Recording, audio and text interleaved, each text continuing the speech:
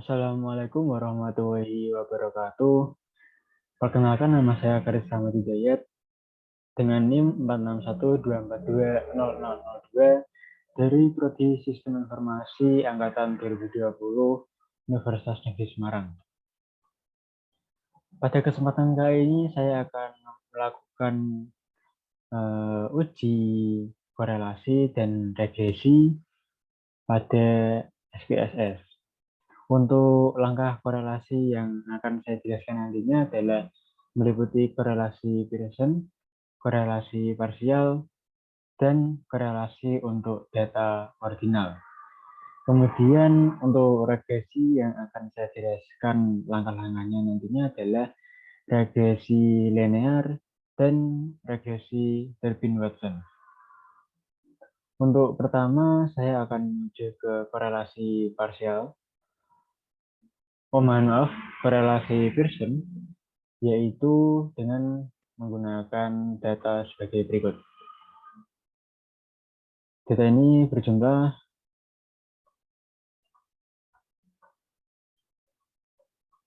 75 data.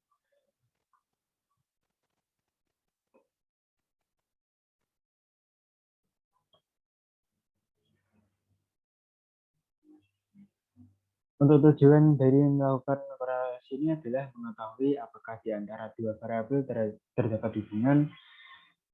Yang kedua adalah jika ada hubungan, bagaimana arah hubungannya. Dan yang ketiga, mengetahui seberapa besar hubungan tersebut. Baik, untuk melakukan uji korelasi, kita langsung ke SPSS-nya.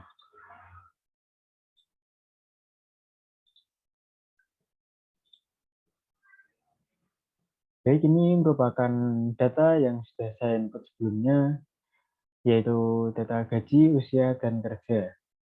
Untuk variabel view-nya, tipe datanya adalah skala semua. Lalu kita menuju ke data view untuk langkah melakukan analisis korelasi Pearson. Langkah pertamanya adalah kita menuju ke analyze, lalu kita menuju ke correlate, lalu kita menuju ke bivariate. Kemudian tiga variabel ini kita masukkan ke kolom variabel. Untuk korelasi koefisiennya, memang kita menggunakan Pearson karena ketiga data ini merupakan data kuantitatif dan ini tes signifikannya ada detail dan kita centang flag signifikan korelasinya. Kemudian kita tekan OK.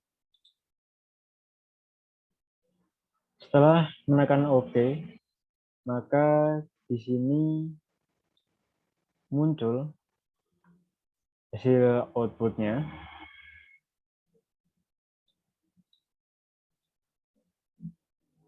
Seperti ini.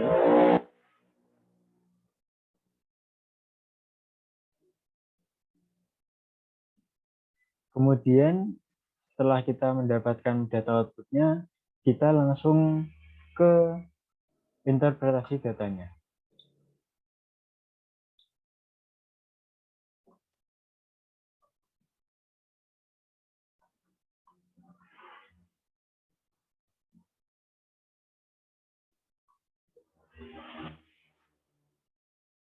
Yang pertama, coba kita cocokkan apakah hasil outputnya sama atau tidak.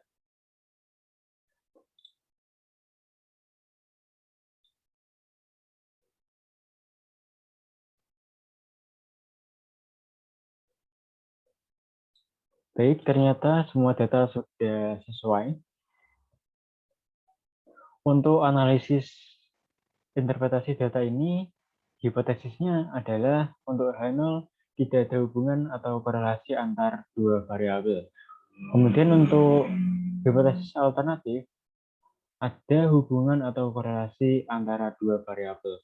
Untuk kriteria ujinya, kita terima HO jika probabilitasnya lebih besar dari 0,05 atau 0,01, kemudian tolak H0 jika probabilitasnya kurang dari 0,05 atau 0,01.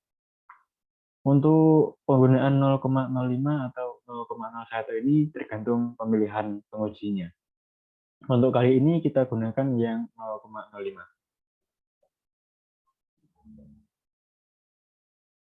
Kita lihat di sini, karena nilai probabilitas dari ketiga variabel gaji karyawan, usia, dan pengalaman kerja semuanya adalah 0.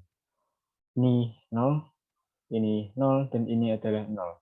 Maka karena semua angka probabilitasnya adalah 0, maka H0 ditolak. Ketika H0 ditolak, artinya H alternatifnya diterima, yang artinya ada hubungan atau korelasi antara dua variabel. Atau dapat diartikan juga semua variabel memang secara nyata berkorelasi.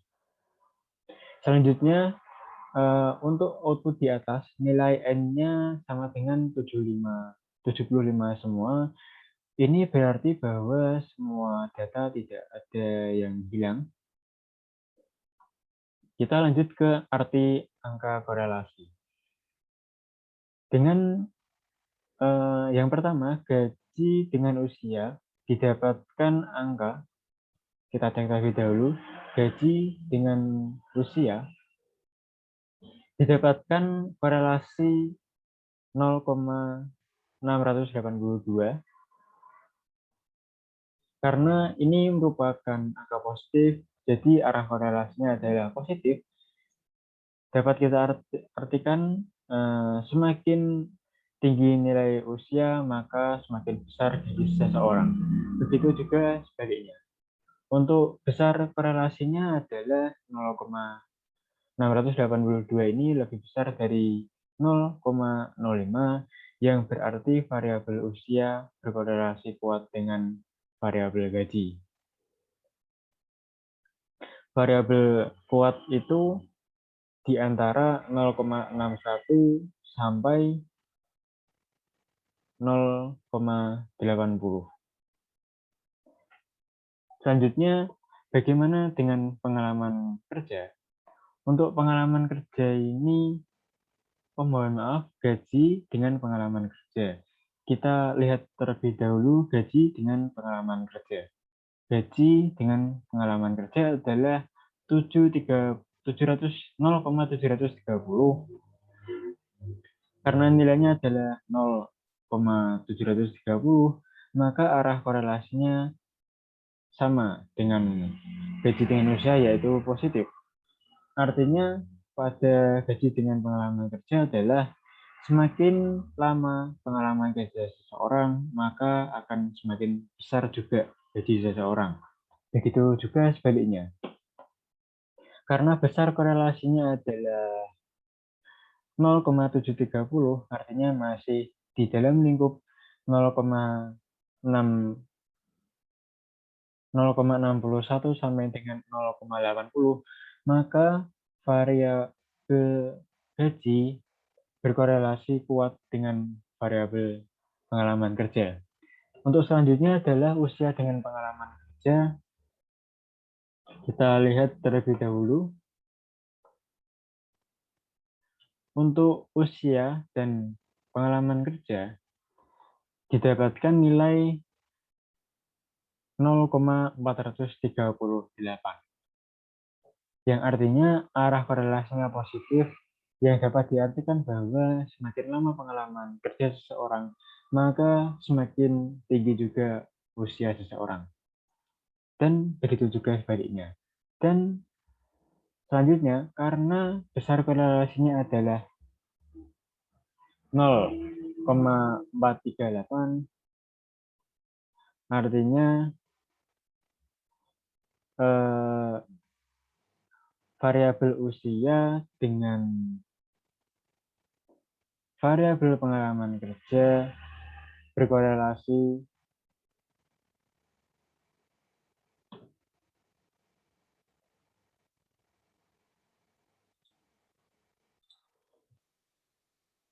mohon maaf, karena yang benar adalah karena usia dengan pengalaman kerja besar korelasinya adalah 0,5 438, artinya usia dengan pengalaman kerja itu berkorelasi sedang dengan pengalaman kerja.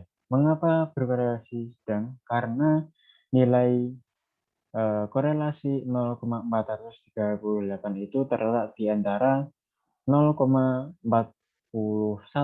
dan 0,60, yang berarti korelasi sedang. Dan selanjutnya kita menuju ke korelasi parsial. Untuk tujuan dari korelasi parsial ini adalah memasukkan satu variabel tambahan yang berfungsi sebagai pengontrol dari dua variabel yang berkorelasi terlebih dahulu. Data yang diolah bisa kualitatif ataupun kuantitatif, yang masing-masing mempunyai urutan korelasinya sendiri-sendiri. Untuk kasusnya, menggunakan kasus yang sama, perbedaannya untuk yang korelasi parsial ini, variabel pengeraman kerja berfungsi sebagai variabel kontrol yang mengontrol variabel gaji dan usia.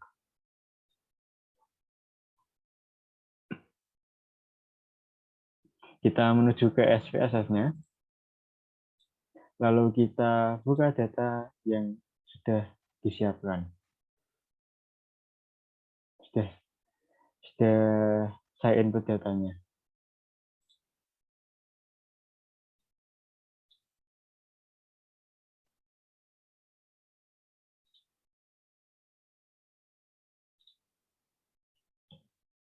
Baik, ini adalah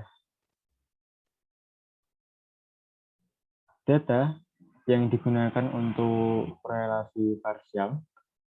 Kita atur dulu desimalnya. Untuk ini adalah 0, ini juga 0, ini 1.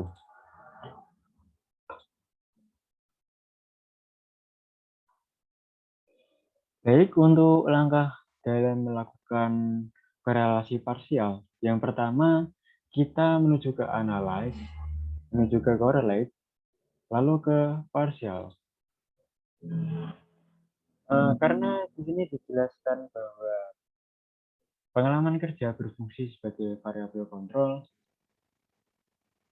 maka di sini kita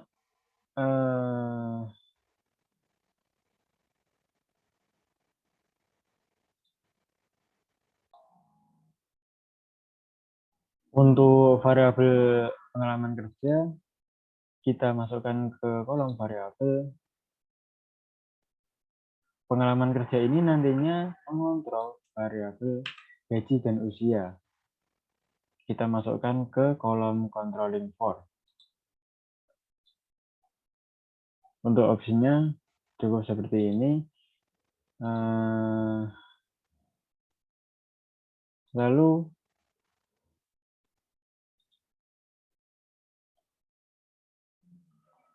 mohon maaf saya salah dalam menyebutkan variabel-variabel ini. Untuk yang benar adalah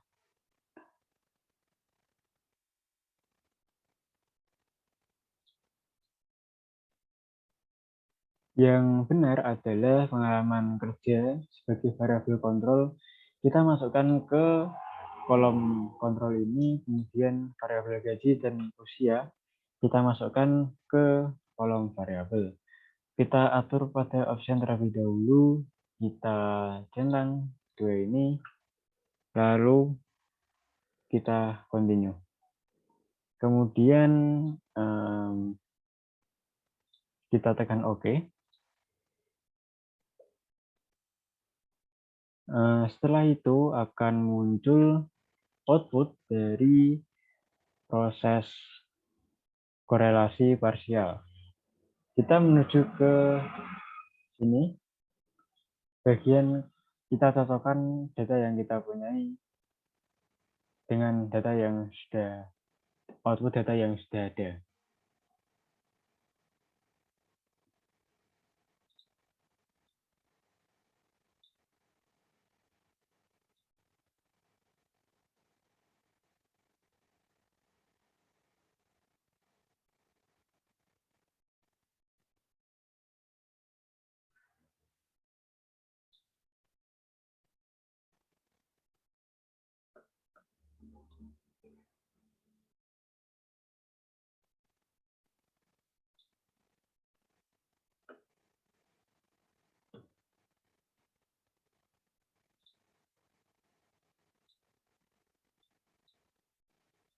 Kita fokus pada hasil yang bawah karena yang atas ini tadi salah.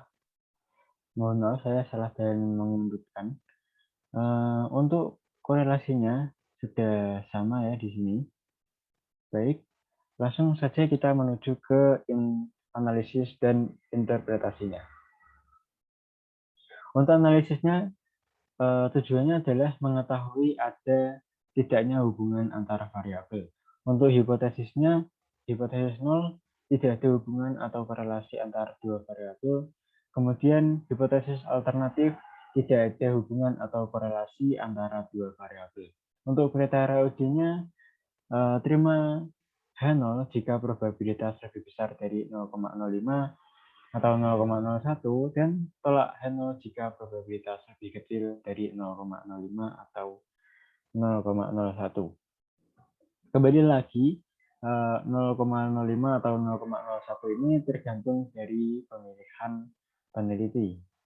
Untuk saat ini, sama dengan sebelumnya, kita gunakan 0,05. Kita lihat terlebih dulu nilai signifikannya, karena baik gaji karyawan terhadap usia dan usia terhadap gaji karyawan, untuk nilai signifikannya sama-sama 0 semua, dapat disimpulkan H0 ditolak. Jika H0 ditolak, maka hipotesis alternatifnya diterima, yang artinya terdapat hubungan atau korelasi antar dua variabel. Atau dapat diartikan bahwa variabel gaji dengan usia yang dikontrol dengan variabel pengalaman kerja saling berkorelasi. Untuk derajat kebebasannya dihitung dengan rumus N min K min 1, dengan K adalah jumlah data dan variabelnya adalah dan K adalah jumlah variabel. Untuk jumlah data kita tadi ada 75 data dan variabelnya ada 2, yaitu gaji karyawan dan usia. Untuk itu 75 dikurangi 2 dikurangi 1 sama dengan 72.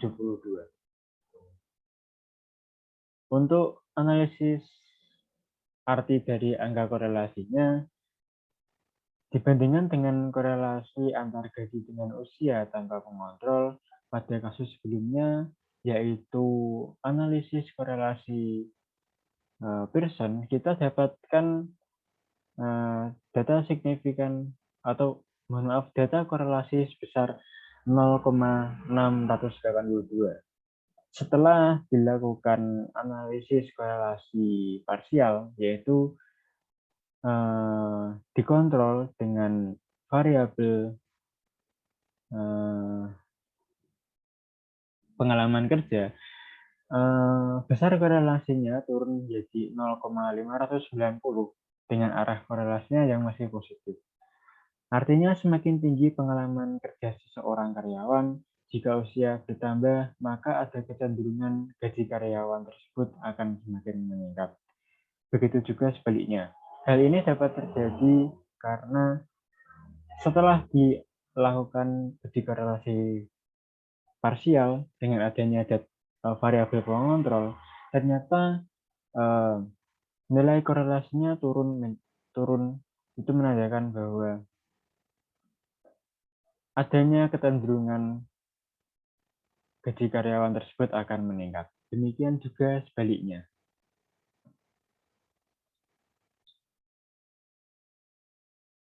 Baik, yang selanjutnya kita akan melakukan korelasi untuk data ordinal. Tujuan dari korelasi data ordinal yaitu menggunakan korelasi Spearman dan Kendall, di mana syarat semua variabel harus ordinal. Datanya bisa kualitatif ataupun kuantitatif, Masing-masing mempunyai ukuran dan korelasinya sendiri-sendiri.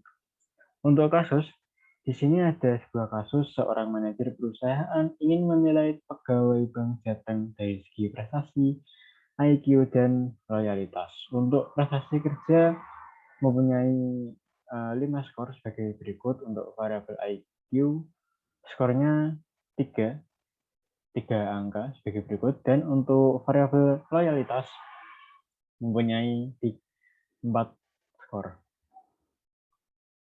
Untuk data yang akan kita olah nantinya adalah ini. Data ini berjumlah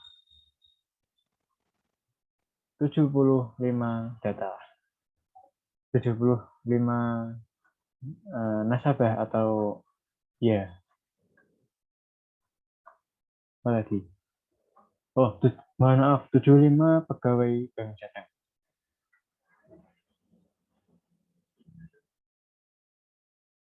Nah, karena ketiga variabel adalah data kualitatif dan memiliki kategori data ordinal, maka korelasi yang akan kita gunakan adalah korelasi Spearman dan Kendall. Langsung saja kita menuju ke SPSS.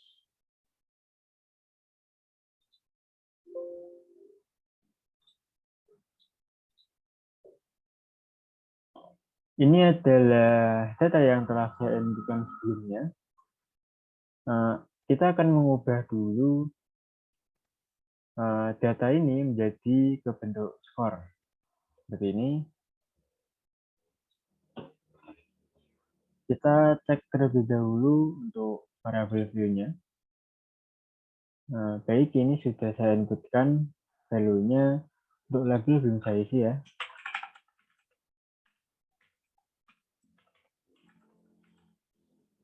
Baik, kita menuju ke data view untuk melakukan korelasi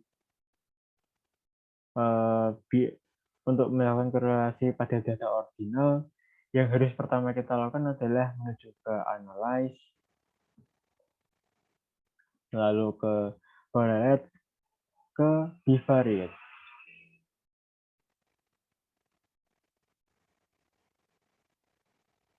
Lalu ketiga data ini kita masukkan ke kolom variabel,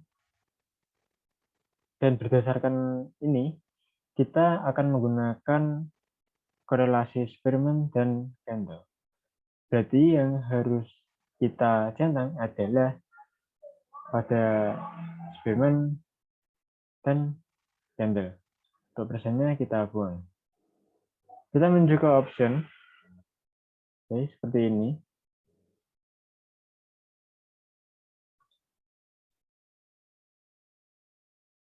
Setelah ini kita masukkan dan ini korelasi koefisiennya sudah kita pastikan ke Kendall dan Spearman, kita tekan OK.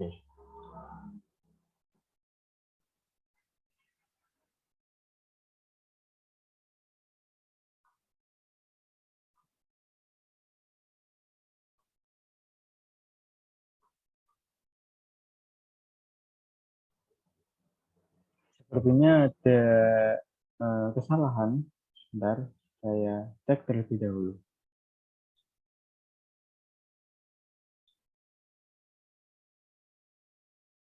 Baik, saya sudah membetulkan kesalahannya. Kita ulangi untuk uji korelasi pada data ordinal ini. Yang pertama ke analyze, correlate, bivariate, lalu kita masukkan ketiga variabel ini yang ada di sini ke kolom variabel. Kemudian kita centang untuk Kendall dan Spearman-nya, detail, dan kita pilih flag signifikan korelasinya. Kemudian kita tekan OK.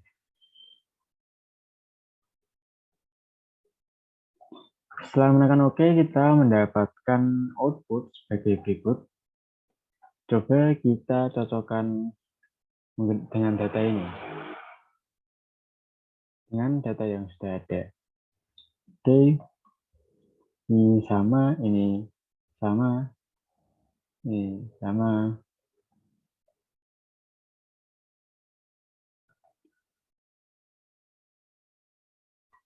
Baik, sudah sama semua.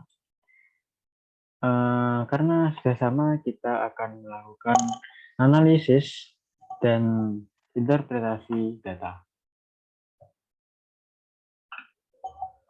Untuk analisis yang pertama adalah arti angka korelasinya. Korelasi antara prestasi dengan loyalitas adalah positif. Prestasi kepada loyalitas adalah positif, yaitu 0,299. Dapat diartikan bahwa semakin tinggi loyalitas seorang pegawai, maka prestasinya akan cenderung semakin bagus. Demikian pula sebaliknya. Semakin tidak loyal, maka semakin tidak berprestasi. Namun angka korelasi 0,299 yang jauh dari 0,5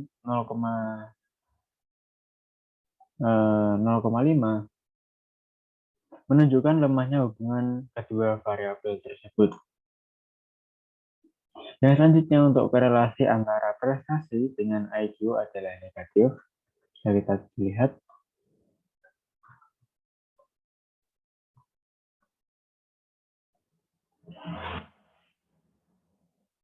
Adalah negatif, yaitu untuk Kendall kita dapatkan negatif 0,015.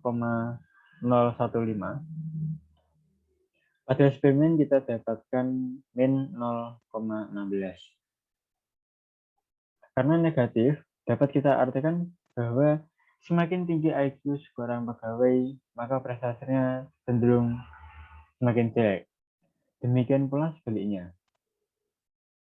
Namun angka korelasi 0,015 ini jauh dari 0,05. Maka dapat menunjukkan lemahnya hubungan antara kedua variabel tersebut. Selanjutnya, bagaimana korelasi IQ dengan loyalitas? Bisa kita lihat di sini bahwa korelasi antara IQ dan loyalitas adalah 0,72.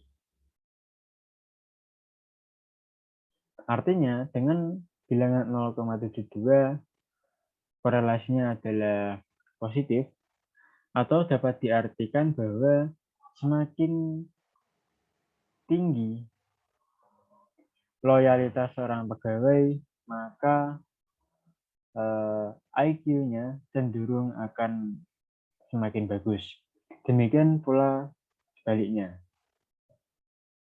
Kemudian, angka dari korelasi IQ dengan loyalitas itu adalah untuk Kendall 0,072, dengan untuk eksperimen adalah 0,077. Dapat kita simpulkan bahwa 0,72 itu um,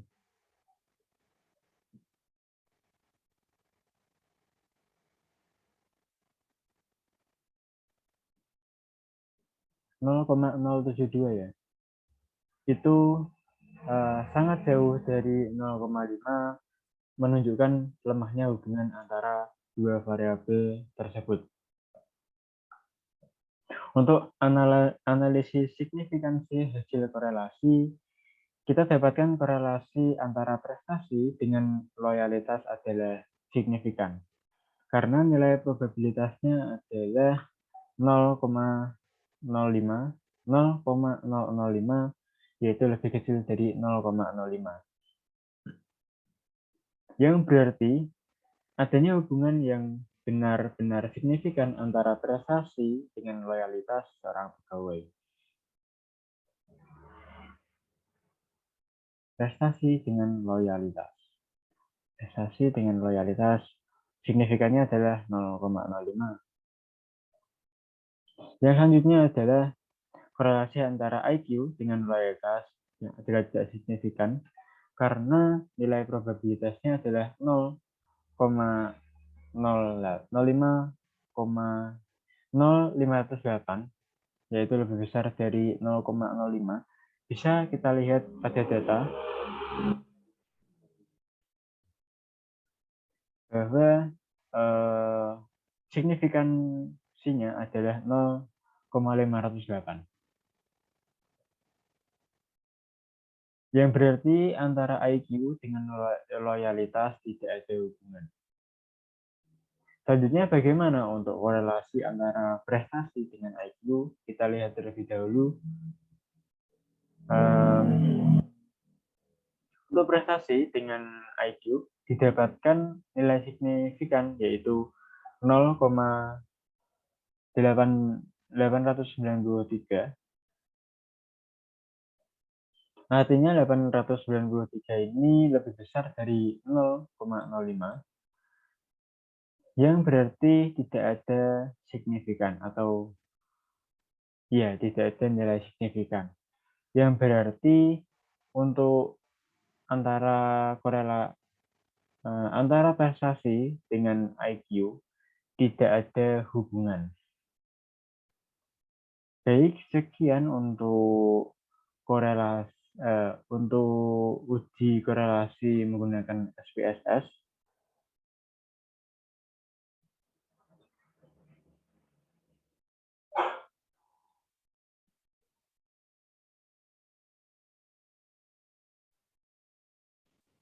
Baik, kita akan melanjutkan ke regresi. Tujuan dari regresi sendiri adalah untuk memprediksi besar variabel terikat dengan menggunakan variabel bebas yang sudah diketahui besarannya.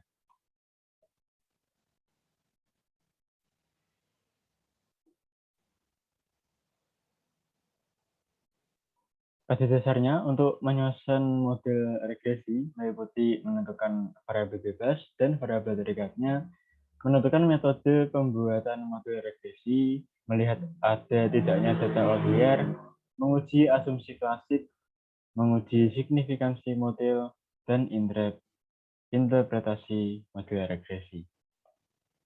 Untuk jenis regresi ada dua, yaitu regresi linear dan regresi ganda. Analisis regresi digunakan untuk peramalan, di mana dalam model tersebut ada sebuah variasi bebas dan variabel terikat.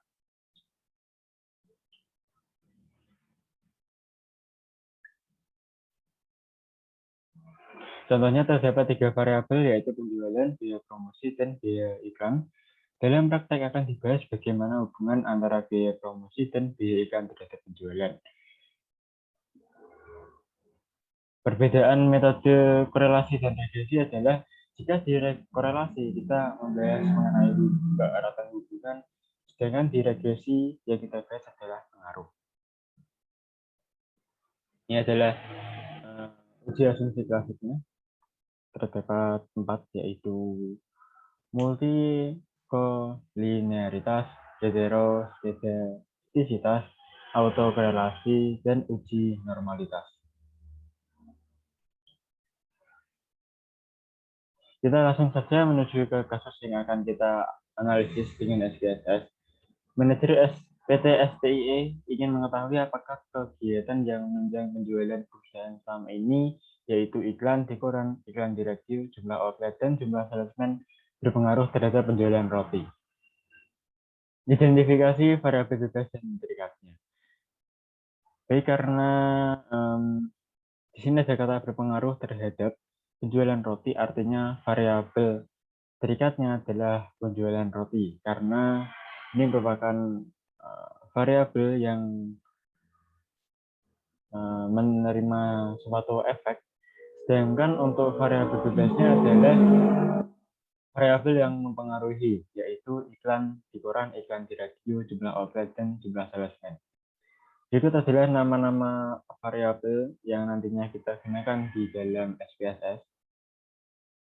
Dan ini adalah data yang nantinya akan kita olah berjumlah 30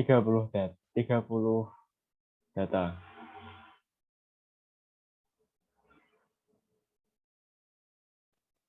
Jadi kita akan langsung menuju ke SPSS-nya.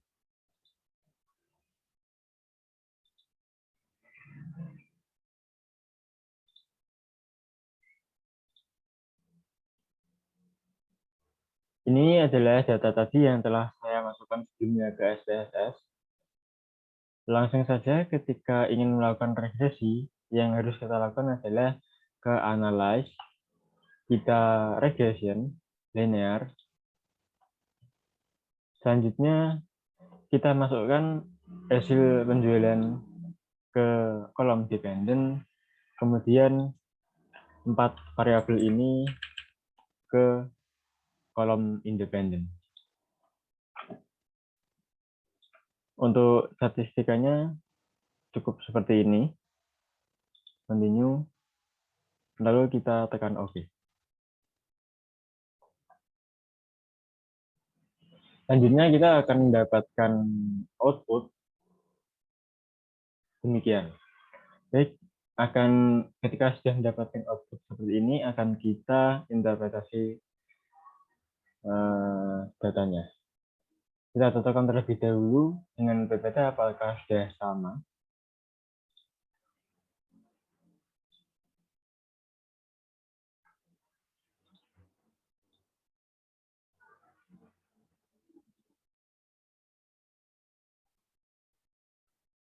Jadi ternyata hasilnya sudah sama, kita ke model sampai terlebih dahulu. Untuk angka R sebesar 0,69 menunjukkan bahwa korelasi hubungan antara hasil jual dengan 4 variabel bebasnya adalah kuat. Mengapa dikatakan kuat? Karena 0,869 ini lebih dari 0,5. Tetapi dalam kasus lain mungkin juga bisa berbeda.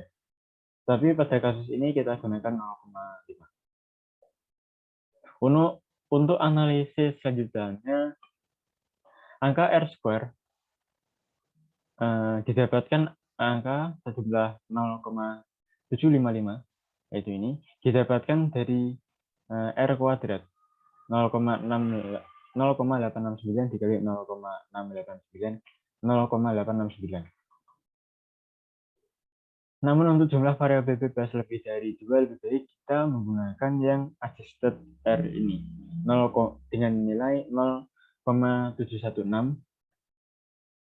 Ini menunjukkan bahwa 71,6 variasi dari hasil jual bisa dijelaskan oleh variasi dari keempat variabel bebas, sedangkan sisanya sebesar 28,4% dipengaruhi oleh faktor lain. Untuk SEE-nya sendiri dengan angka 41,58. Nah, berarti bahwa sebesar 41,58 juta per bulan, makin kecil SEE akan membuat model regresi semakin tepat dalam memprediksi variabel terikat. Namun juga ANOVA, kita lihat output kita, apakah sudah sama dengan yang ada di sini? Baik, sudah sama ya. Kita lanjut analisisnya.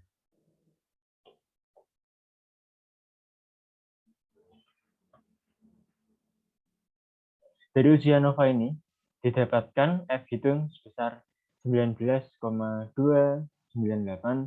dengan nilai probabilitasnya 0 atau kurang dari 0,05, maka model regresi bisa dipakai untuk memprediksi hasil jual.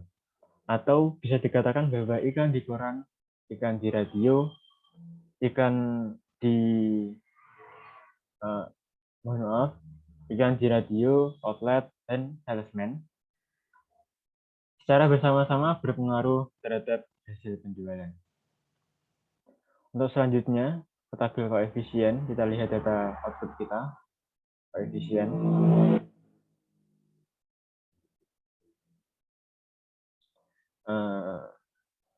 Baik, sudah sama. Kita lihat di sini. Nilainya juga akan digunakan untuk uji T. Untuk persamaan regresinya adalah nilai B pada iklan di koran ditambahkan dengan iklan di radio, ditambah dengan outlet, ditambah dengan salesman, menjadi ini.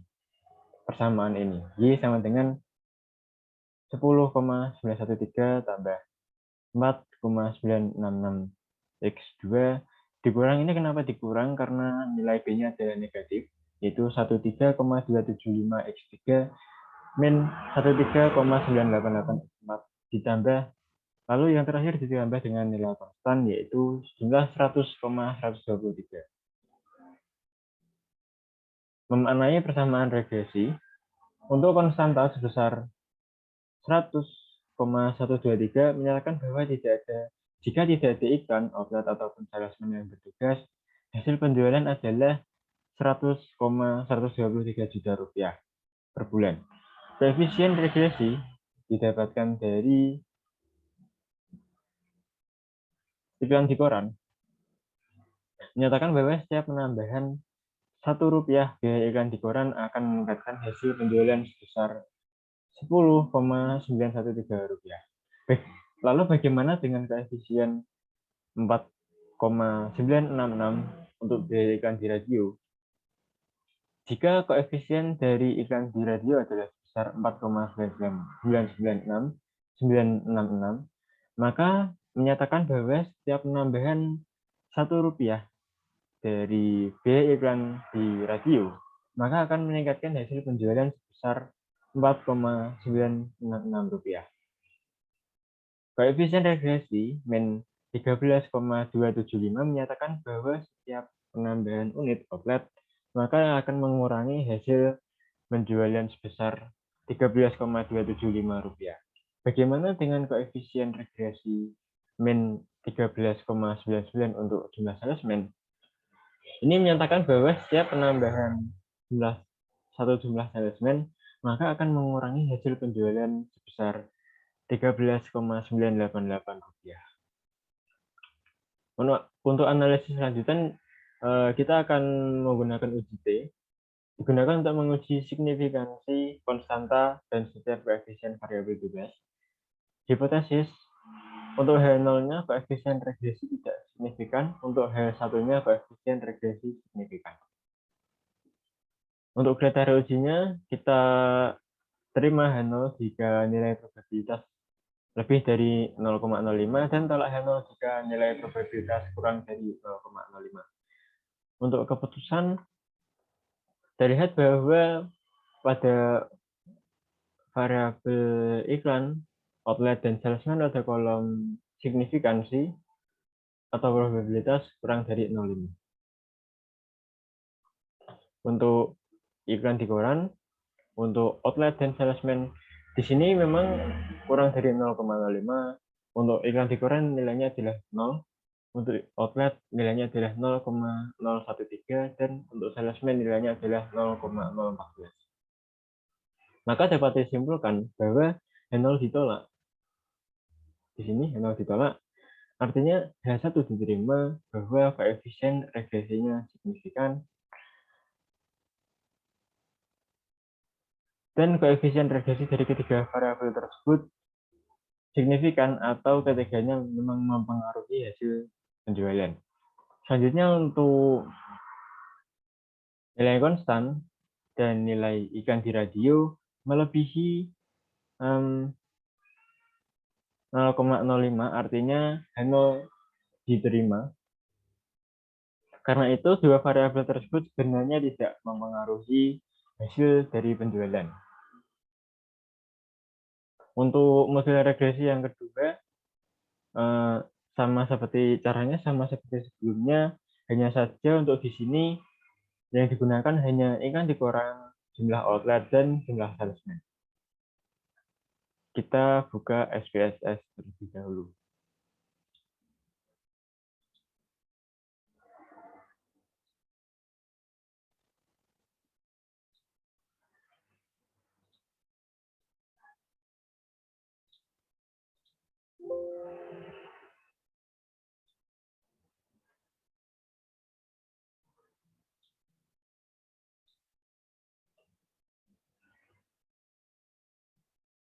Jadi ini adalah datanya tanpa menggunakan iklan di radio. Kita lihat di sini terlebih dahulu.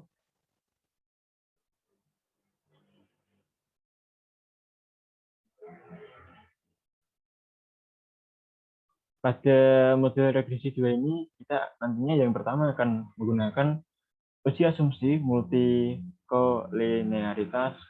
Tujuannya adalah untuk menguji apakah pada model regresi ditemukan adanya korelasi antara variabel bebas. Jika terjadi, maka dinamakan terdapat masalah multikolinearitas. Model regresi yang baik harus bebas dari multikolinearitas, artinya model tersebut tidak terjadi korelasi di antara variabel independennya.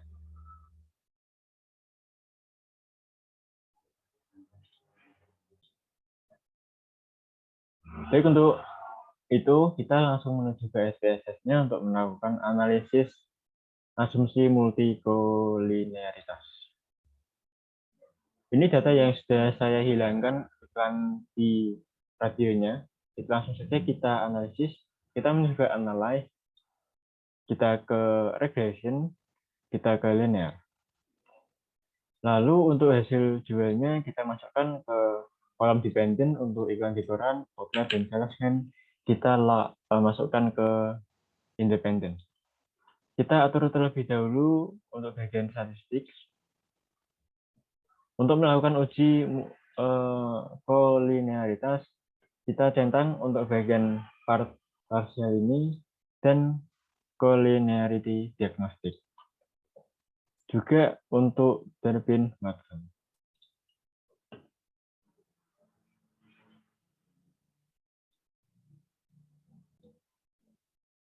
Untuk menyentang dua ini gunanya adalah untuk multikorelasi, sedangkan untuk menyentang Durbin-Watson ini digunakan untuk uji autokorelasinya. Jadi jika sudah, kita tekan continue, lalu OK.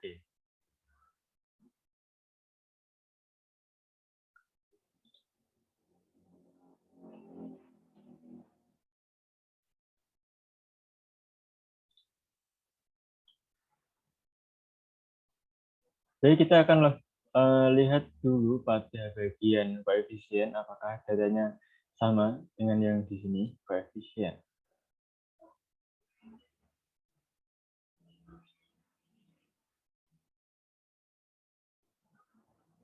Baik, sudah sama, kita interpretasi terlebih dahulu. Ini untuk mendeteksi adanya multiko atau multikorelasi. Besaran VIF atau variance inflation factor dan tolerance, yaitu ini, kedua ini. Pedoman suatu model regresi yang bebas multiko adalah mempunyai nilai FIV di sekitar angka 1 dan mempunyai angka toleransi mendekati 1. Dari model dua regresi ganda telah diuji signifikansinya pada pembahasan sebelumnya, yaitu ini yang ini penjumlahan yang tanpa iklan di radio tadi. Pada tabel koefisien terlihat ketika variabel bebas angka FIV ada di sekitar 1, misal 1,053 dan 1,046.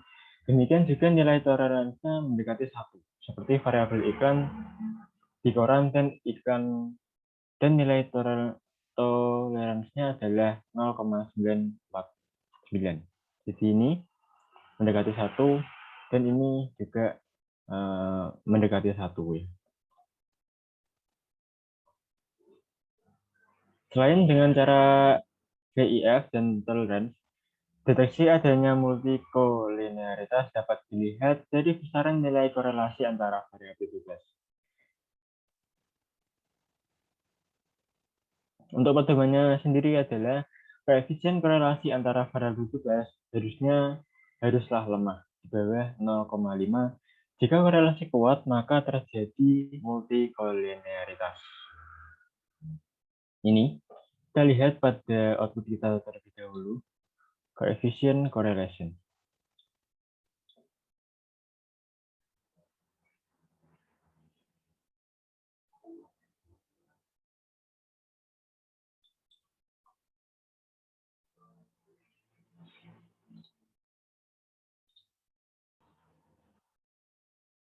Selanjutnya adalah ke output coefficient correlation.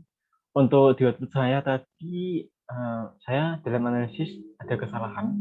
Jadi tidak ada output coefficient correlation, maka akan kita ulangi terlebih dahulu. Ini coba saya cari kesalahannya di sini sudah mau muncul. Jadi caranya adalah kita juga analyze ke regression linear, dan untuk hasil jual kita masukkan ke dependent, ketika ini masukkan ke sini. Menurut statistiknya kita centang ini dua tadi dan ini. Kesalahan saya adalah tidak menyentang ini koefisien matrix. Langsung kita continue. Lalu di sini kita sudah mendapatkan koefisien korelasinya. Kita cocokkan dengan data ini.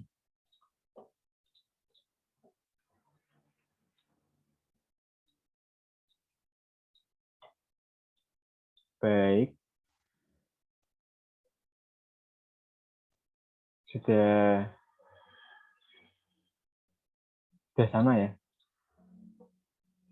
Pada tabel koefisien correlation, terlihat bahwa semua angka korelasi antar variabel bebas jauh di bawah 0,5. Angka korelasinya bisa dilihat di sini.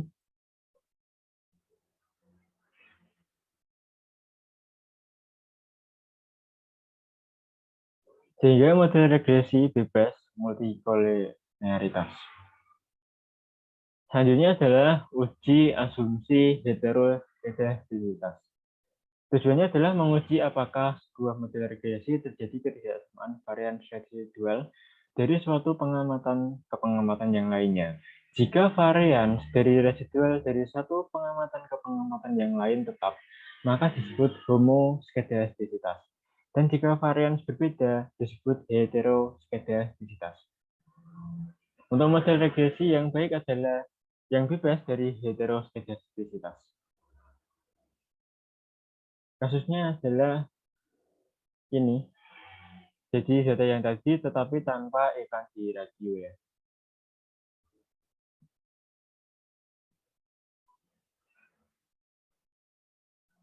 Baik, kita akan menuju ke SPSS kita.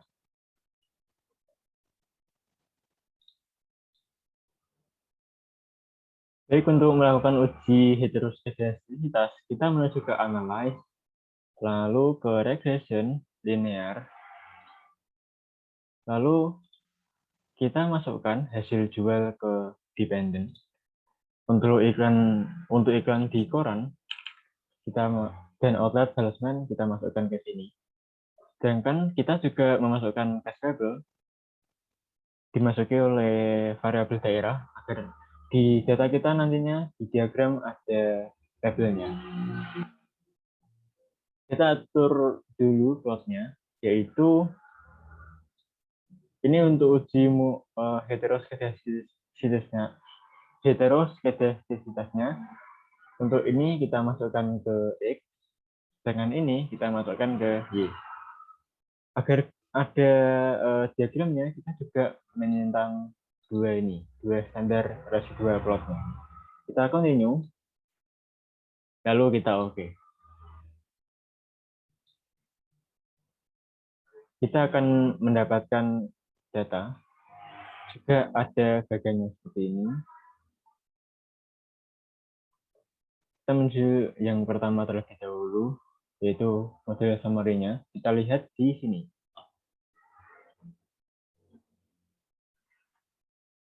Langsung ke scatter plot-nya. Apakah sudah sama dengan yang ada di PPT?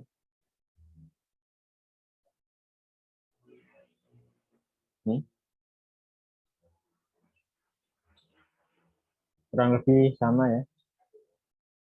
Baik, kita lihat terlebih dahulu untuk analisisnya. Di sini, deteksi adanya heteroskedastisitas.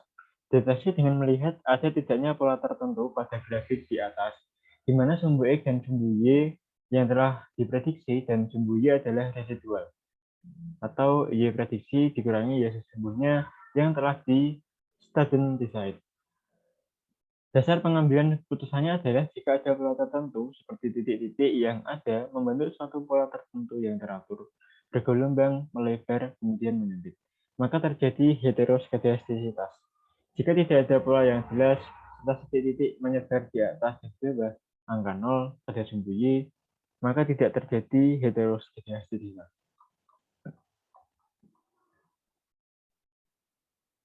Dari grafik di atas terlihat titik-titik kita menyebar secara rata. Ini sangat acak sekali ya. Tidak membentuk sebuah pola tertentu yang jelas, serta tersebar baik di atas maupun di bawah angka 0 pada sebuah Y.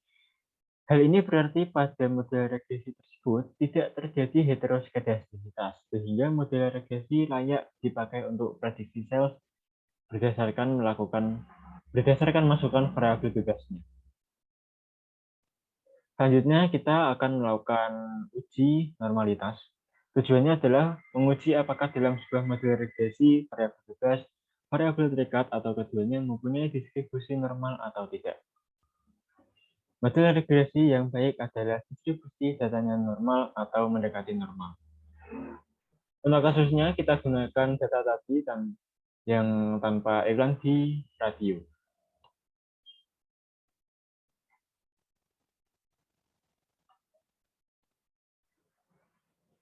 Jadi kita akan menuju ke SPSS.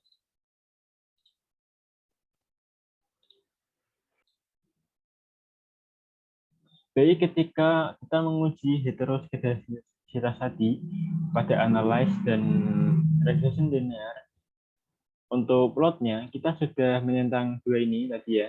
Artinya kita juga sudah melakukan uji normalitas. Artinya kita tidak usah mengulangi lagi. Kita cukup melihat output dari data kita.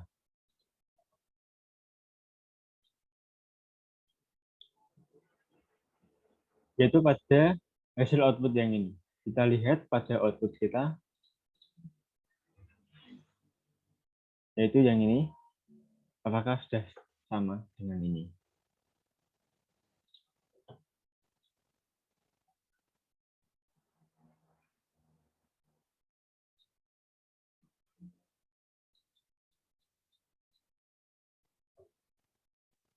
Jadi kurang lebih sudah sama ya antara yang di WPT dengan di sini. Kita lakukan analisisnya. Analisis ini yaitu deteksi normalitas. Deteksi dengan melihat penyebaran data atau titik pada sumbu diagonal dari grafik.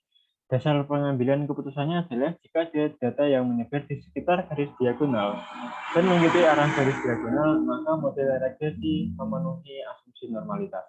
Jika data menyebar jauh dari garis diagonal dan atau tidak mengikuti arah garis diagonal, maka model regresi tidak memenuhi asumsi normalitas. Kita analisis. Dari grafik di atas terlihat titik-titik menyebar di sekitar garis diagonal. Ini adalah garis diagonalnya dengan datanya di sini menyebar di antara titik.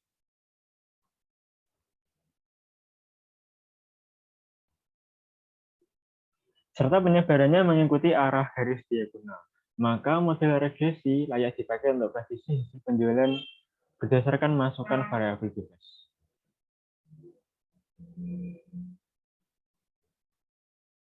Selanjutnya kita akan melakukan uji asumsi autokorelasi. Tujuannya adalah untuk menguji apakah sebuah model regresi ada korelasi antara kesalahan pengganggu pada periode T dengan kesalahan pada periode T-1 sebelumnya. Jika terjadi korelasi, maka dinamakan ada masalah autokorelasi. Model regresi yang baik adalah yang bebas autokorelasi. Untuk data yang akan kita gunakan adalah ini. Kita menuju ke SPSS kita.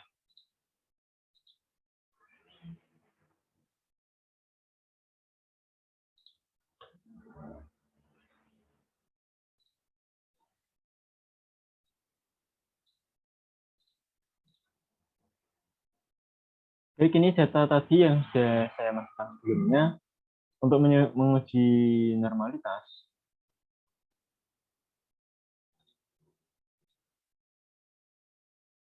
Mohon maaf, maksud saja menguji autokorelasi. Untuk langkah pertama, kita menuju ke analyze.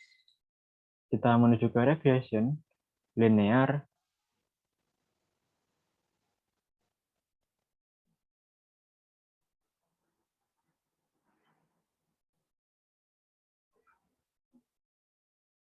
kita masukkan data, sebentar saya cek terlebih dahulu. yang merupakan dependent adalah sales di sini. Kita di sini salesnya adalah dependent, sedangkan iklannya adalah independent. Caranya hampir sama dengan uji ya, hampir sama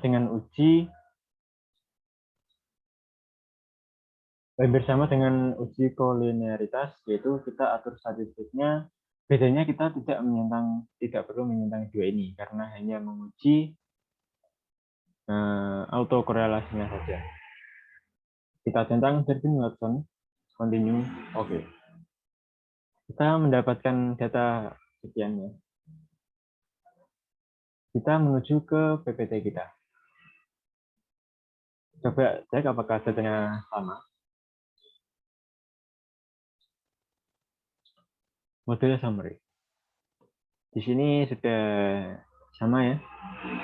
Jadi kita akan analisis. Untuk di sini, deteksi adanya autokorelasi, besaran Durbin Watson, panduan mengenai angka Durbin Watson untuk mendeteksi autokorelasi bisa dilihat pada tabel Dewey, yang bisa dilihat pada buku statistik yang relevan. Bacaan ada tidaknya autokorelasi adalah, namun demikian secara umum bisa diambil patokan sebagai berikut, yaitu angka Durbin Watson di bawah min 2 berarti ada autokorelasi positif. Angka Durbin Watson di antara min 2 sampai plus 2 berarti tidak ada autokorelasi. Jika angka Durbin Watson di atas plus 2 berarti ada autokorelasi negatif. Untuk hasil analisisnya, pada model summary terlihat bahwa angka Durbin Watson sebesar plus 1,156. Hal ini berarti model regresi di atas tidak terdapat masalah autokorelasi. Kita lihat di sini untuk angka Durbin Watson-nya adalah 1,156 sama dengan di sini 1,155, beda satu angka di belakang koma. Jadi kesimpulannya tidak terdapat masalah autokorelasi. Catatan, jika ada masalah autokorelasi maka model regresi yang seharusnya signifikan bisa dilihat di angka F dan nilai signifikan pada tabel ANOVA menjadi tidak layak untuk dipakai. Autokorelasi bisa diatasi dengan berbagai cara, antara lain melakukan transformasi data dan menambah data observasi. Baik, ini sudah semua untuk uji regresinya. Demikian untuk video kali ini yang berisi berbagai uji korelasi dan uji regresi. Jika ada kesalahan dari saya dalam melakukan uji pada SPSS atau dalam menganalisis, saya mohon maaf yang sebesar-besarnya. Untuk itu, saya Karis Rahmat Hidayat undur diri. Wassalamualaikum warahmatullahi wabarakatuh.